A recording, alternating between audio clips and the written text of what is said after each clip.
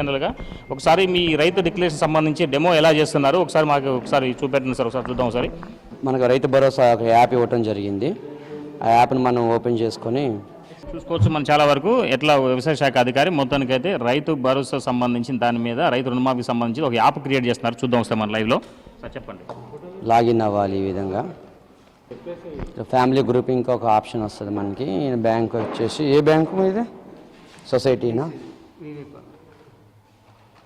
జిసిసిబి కమ్మ AB Marg branch.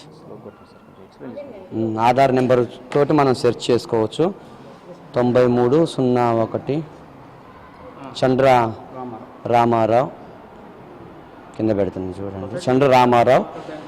ఆ details ఇక్కడ ఉన్నటువంటి ఆధార్ కార్డు ఆయనది కరెక్టా కాదా అని చెక్ చేసుకుంటాం. ఓకే, కరెక్ట్ అయితే కరెక్ట్. ఎంతమంది? 2 అని వీళ్ళు ధృవీకరించారు. ఇంకొక బెనిఫిషరీని మనం యాడ్ చేయాల్సి ఉంటుంది. బెనిఫిషరీ ఏజ్ మీ ఎన్ని సంవత్సరాలు రామారావు గారు? 61. చంద్ర ధనలక్ష్మి వాళ్ళ వైఫ్ చంద్ర ధనలక్ష్మి. అంటే ఇట్లా వైఫ్ అండ్ హస్బెండ్ పేర్లు 2 లాగిన్ చేయాల్సి వస్తుందా? రాయాల్సి వస్తుంది. 2 వీటిని కొట్టాలి మనం. ఈ విధంగా టైప్ చేసుకొని ఇప్పుడు వైఫ్ యొక్క ఆధార్ని కూడా మనం టైప్ చేస్తే వీళ్ళిద్దరు ఆధార్లు ఒకే దగ్గరికి మ్యాప్ చేయబడతాయి అన్నట్లు. ఈ విధంగా వాళ్ళ యొక్క కుటుంబ నిర్ధారణ అనేది జరిగిద్ది. గవర్నమెంట్ ఏదైతే చెప్తుందో ఆ విధంగా నిర్ధారణ చేస్తాం అన్నట్లు.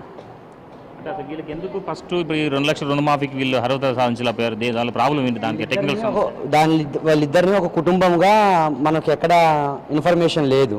వీళ్ళిద్దరిని ఒక కుటుంబంగా పరిగణించాలి అని అంటే వీళ్ళిద్దరిని ఒక కుటుంబంగా మనం వాళ్ళు ఇచ్చినటువంటి డిక్లరేషన్ ద్వారా మన యాప్లో వాళ్ళిద్దరిని ఒక కుటుంబంగా పరిగణిస్తాం. ఇప్పుడు జనరల్గా ఆధార్ కార్డు అనేది ఇటీవల కాలంలో వచ్చిన ఆధార్ కార్డే. Aadhaar card wife and husband అంటే వాళ్ళు 60 years ఏజ్ ఉన్న వాళ్ళకి ముందే ఉంటుంది కదా జనరల్గా. వైఫ్ అండ్ హస్బెండ్ అనేది ఆధార్లో ఎక్కడ మనకి ఆ విధంగా తీసుకునేటువంటి సిస్టమ్ లేదు. సిస్టమ్ లేకనే ఇప్పుడు ఈ ఇద్దరిని భార్యాభర్తలు ఇద్దరిని ఐడెంటిఫికేషన్ కొరకే భార్యాభర్తల్ని ఒక ప్లాట్ఫామ్ మీదకి తెచ్చి వీళ్ళిద్దరిని ఒక కుటుంబంగా ధృవీకరించి వీళ్ళిద్దరికి 2 లక్షల వరకు లిమిట్ చేసి 2 లక్షల వరకు రుణమాఫీ చేయడం జరిగింది. భార్యాభర్తలు కాకుండా కుమారులు కావచ్చు, కూతుర్లు ఉంటే వాళ్ళ పరిస్థితి ఏంటి? మేజర్ కుమారులు ఉండి పెళ్ళి అయిపోయి కుమారులు కుమార్తెలు ఉంటే వాళ్ళ ఫ్యామిలీగా వాళ్ళ సపరేట్ ఫ్యామిలీగా వాళ్ళకు మనకు ఒక ధృవీకరణ ఇవ్వాల్సి ఉంటుంది. సో మొత్తానికైతే దీనికి సంబంధించి ఇప్పుడు ఇలాంటి ఖమ్మం అంటే మీ వెంకటపాలెం అంటే రాణాపాలెం మండల పరిధిలో ఎన్ని ఉన్నాయి? ఇట్లా సుమారు ఒక 1100 మంది వరకు రేషన్ కార్డు లేకుండా ఉన్నారు.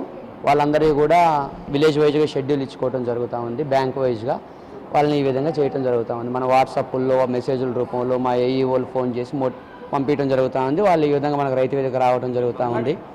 ఈ విధంగా ప్రక్రియ సకాలంలో పూర్తి చేస్తాం.